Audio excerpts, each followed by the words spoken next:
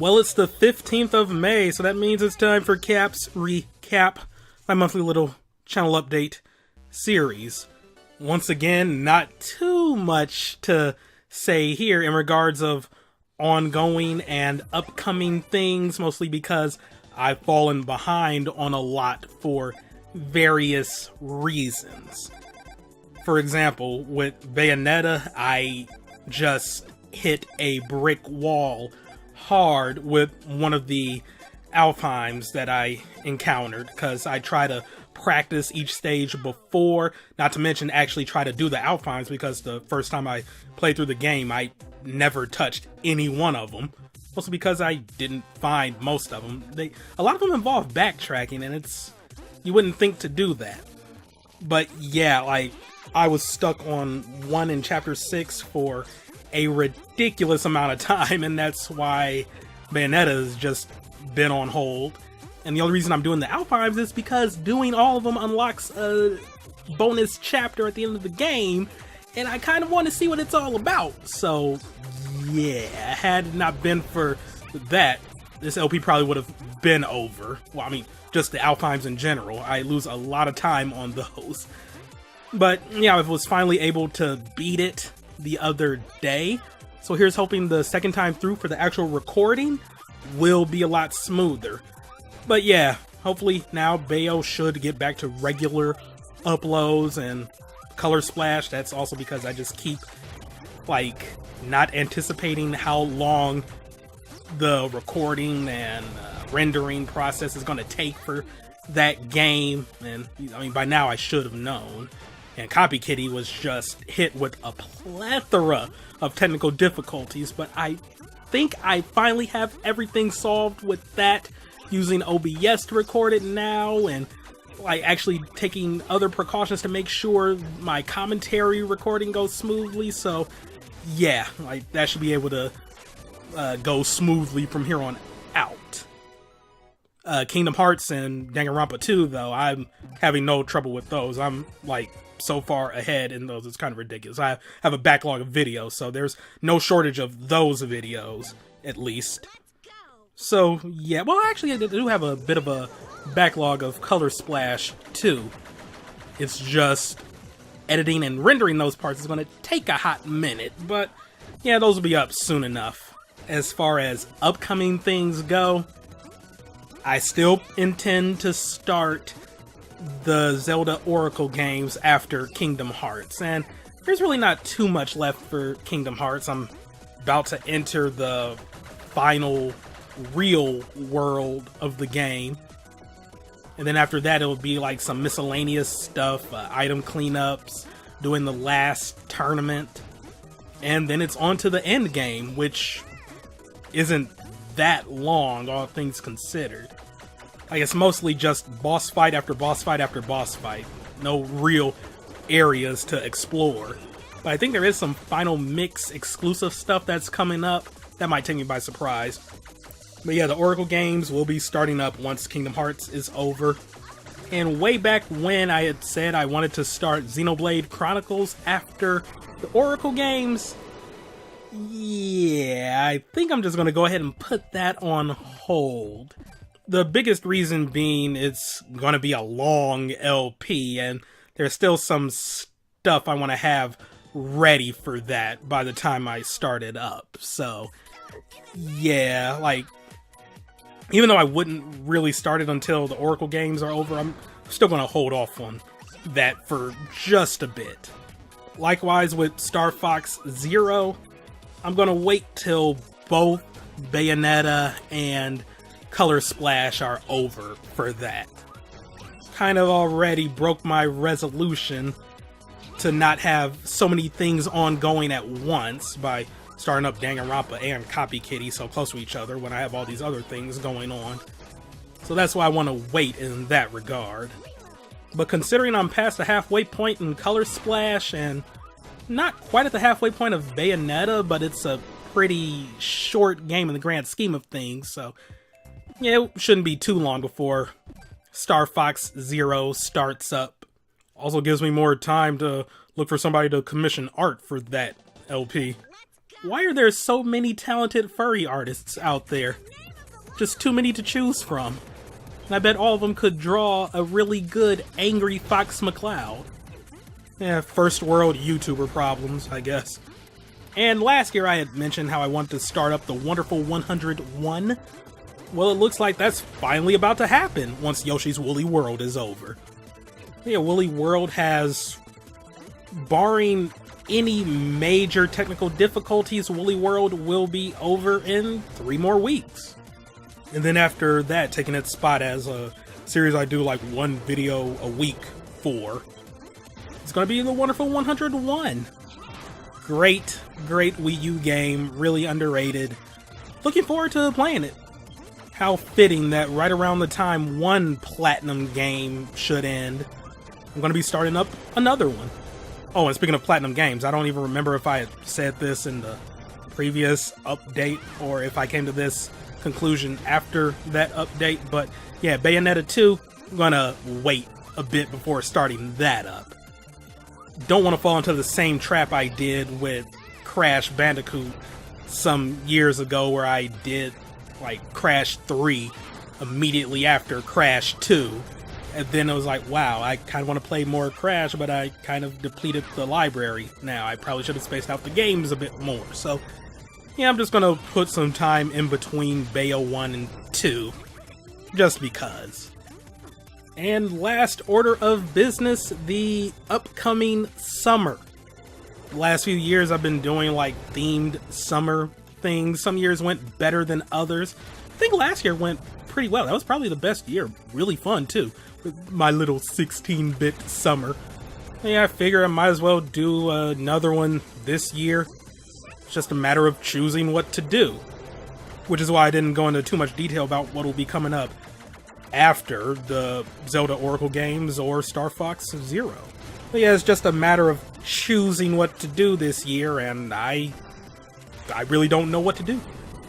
Came up with a lot of ideas and brainstorming, and I don't know, they're all like ideas that I wouldn't mind going with. I figured I'll just put them up for a vote, I guess. And yeah, I know. Well, what about last year? You still got some unfinished things from last year. Well, I'm in the process of addressing that. Mostly because I took it for granted that I had backups of my recorded footage off my dead hard drive, and I didn't. Yeah. So this weekend, fingers crossed, the finale of Link to the Past should be going up. In the process of recording that right now, it's just, I was not expecting the final areas to be that difficult. I mean, wow, who am I to expect a game to not follow a traditional difficulty curve? But yeah, I don't know. It's just, I'm gonna have words about the end game of Link to the Past when that video goes up. Some of it is on me, some of it is also on, like, just, you know, the fact that the game didn't age that well, but yeah, we'll get to that when we get to it. Then next week it'll either be the finale for Sonic 3 and Knuckles, or the finale to Donkey Kong 2, Diddy Kong's Quest. And unfortunately, with the final Donkey Kong video, my initial reactions to the lost levels are going to be lost. Hey, I see what I did there. Because I lost the entirety of that recording on the hard drive that died on me. Yeah, that's a bit unfortunate, but it is what it is. At least I'll be going into the true final boss completely blind. At least I think there's a true final boss. Yeah, I mean, yeah, the games sort of follow that, right? Yeah, I think it's the return of Captain K. Rool. Hopefully it won't be as hard as, who am I kidding? It's going to be harder than the first final boss fight. That's just how super secret final bosses work. Yeah, I had to start over from scratch with those recordings, but I'm making progress with Link to the Past, and I am definitely going to set aside time to complete the other things before, well, yeah, definitely before I start this new summer thing.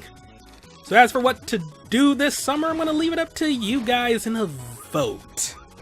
Oh, and also these different options would be way more scaled back than what I did the past couple years. Definitely don't expect a quick little video series every week. More likely it'll just be 3 main LPs, one for each month of summer. And maybe the occasional random video thrown in. So the first option, a second 16-bit summer, where the 3 major games would be Kirby's Dream Land 3, Chrono Trigger, and Yoshi's Island, with the possibility of 16-bit game races or even another type of charity drive, with lack of a better term, playthrough of the other Mega Man X games that came out for the Super Nintendo, where I donate a certain amount of money for each death I have in the games, which could be pretty catastrophic for me because I never played X2 or X3, so yeah, that could be rough. X3 did come out on Super Nintendo. The second option is a second Summer of Sony, where the main games would be Parasite Eve, Resident Evil 2, and Metal Gear Solid. That is a very horror-themed list, actually. Well, not Metal Gear, but Parasite Eve and Resi 2? Huh. And other bonus things could include some multiplayer outings or even a quick look at some of the worst games the PlayStation had to offer. I mean, yeah, PS1 had some really, really great games. It also had some really, really god-awful, terrible, horrible, horrendous games. I'm looking at you, Bubsy3D. The third option, Summer of 64, which would just be a focus on Nintendo 64 games. And the 3 main games would be Donkey Kong 64, Kirby 64, and Up in the Air. Because there's quite a few good Nintendo 64 games out there. So I don't know if I would go with Paper Mario to just complete the entire thing for my channel, or maybe Harvest Moon 64 for something a little more chill, or Banjo-Kazooie because I never really played that and everybody always says great things about it, or Super Mario 64 so you can hear me hate on that game. I don't like Super Mario 64 as much as other people. It's actually my least favorite 3D Mario game. I don't know why, it just is. So yeah, whatever the third game would be, I would probably just put that to a vote, I guess. The fourth option, and I probably shouldn't even do this because I know this will probably get the most votes, but you all don't want to see me suffer, right? Sadistic Summer, where I play some mind-crushingly hard games that I'll probably have to do the Crash Bandicoot 100% stipulation for, where if I go a certain amount of time without having done a video for said games, I'll owe a charity a large amount of money just to keep myself actually recording these and seeing them through. The main games for this would be Metal Arms Glitch in the System, Prinny Can I Really Be the Hero? Screw it, just for laughs I'll throw in Prinny 2 as well. The games aren't that long, despite giving you 1,000 lives to work with. And Bloodborne. Yeah, Bloodborne might be considered easier than the Dark Souls games, but I'm a From Software noob, so I gotta start somewhere. Though, if the Switch port of Dark Souls Remastered does come out this summer, I guess I could swap Bloodborne out in favor of that. We'll see. But yeah, due to the nature of this theme, there definitely wouldn't be bonus videos of stuff. Unless I decide to throw out, say, some Super Meat Boy or I Want to Be the Guy videos. Don't bank on that, though. And the final option, which I know probably will get 0 votes, but screw it, I'm adding it anyway. Summer School. Hope you like edutainment. The games would include Jumpstart Adventures 5th grade edition, the best Jumpstart game to be exact. Where in the World is Carmen Sandiego? And The Oregon Trail 2, the best Oregon Trail. That one would probably be way more expensive and time consuming than it would be worth, because I either have to like find an old copy of XP and get a virtual machine up and running, or purchase the updated versions of some of these games so that they can even work with Windows 10, but I don't see this winning. But if it does, oh, best believe I would go all out for it. So yeah, those are the choices. I'm gonna have a link to the YouTube poll down below or in a card for this video or just wherever. Voting will end June 1st. And yeah, we'll go from there. So yeah, that's all I got to say for this. See you all next time, I guess. Goodbye. And for what it's worth, there were a ton of other different summer-themed ideas that I was thinking of, but I just narrowed it down to 5. But yeah, other ones that didn't quite make the list.